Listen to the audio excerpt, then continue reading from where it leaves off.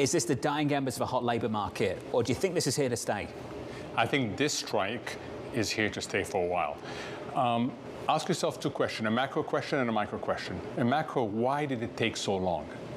When you have a combination of a very tight labor market on the one hand, and workers being hit by an unanticipated bout of inflation, you normally get catch-up wage negotiations. But it took much longer here than it took in the UK, for example.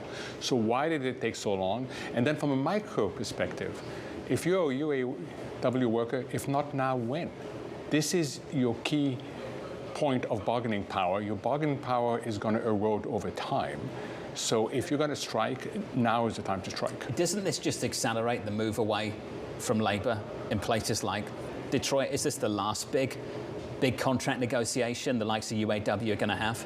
So I would put it the other way. It stops the shift from labour to capital, and it provides some opportunity for the shift to come back a little bit. We've had a massive move from labor to capital over the last few decades. And now we're seeing not that stop, and there is a possibility, and I would say there's a desirability in seeing it come back a little bit towards labor. And a big shift towards labor potentially, given some of the demands. Any idea of what kind of numbers gets this done? It started at 40, they dropped to 36. Clearly nothing in the low double digits gets it done. What gets it done? I don't have a feel for it, but it's not just that number. It's also other working conditions.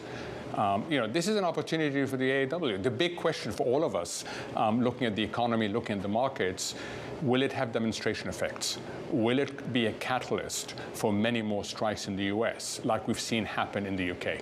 Union membership is low in America, so if there is spillover to unions, maybe it could be limited. I'm thinking about the signalling beyond unions. When I see headlines like UBS, when I see headlines like American Airlines, when I see headlines like this, whatever the deal is going to be, it's certainly going to be north of 10% based on what we're hearing. Don't I just go into negotiations at the end of the year, sit down with management and say, you know what, I want some of that? Yeah, you do. The real question is, do you say, I want some of that, meaning I want to regain some of the wages I lost due to this unanticipated inflation? Or do you also say, I'm anticipating future inflation, and I want something more than that? So far, I think it's limited to the first, but if that second one happens, alarm bells would be ringing at the Fed. Big question for the Fed. Do companies eat this through margins or pass it on? Depends what happened to the economy. So far, companies have been able to pass it on. The big mistake the Fed made in 2022 is not realizing that companies will quickly pass on what they thought were once and for all and reversible increases in costs. So we're going to see this again. And it's not just labor, it is also energy. So this is another bout. For those of us who lived through the 70s, we remember that there were 2 oil shocks. 2, not 1.